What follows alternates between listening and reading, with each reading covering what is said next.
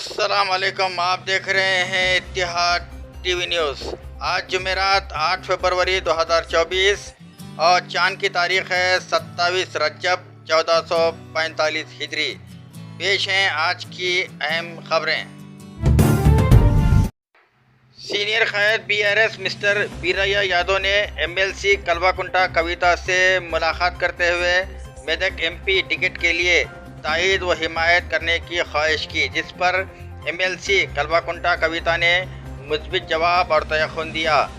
Mister बीरैया Yadav ने कहा है कि वो साल 2001 से तहरीक तेलंगाना में शामिल रहे, अलहदा रियासत तेलंगाना के हुसूल के लिए अनथिक मेहनत की और बिलाखिर उन्हें कई मरतबा जेल भी जाना पड़ा।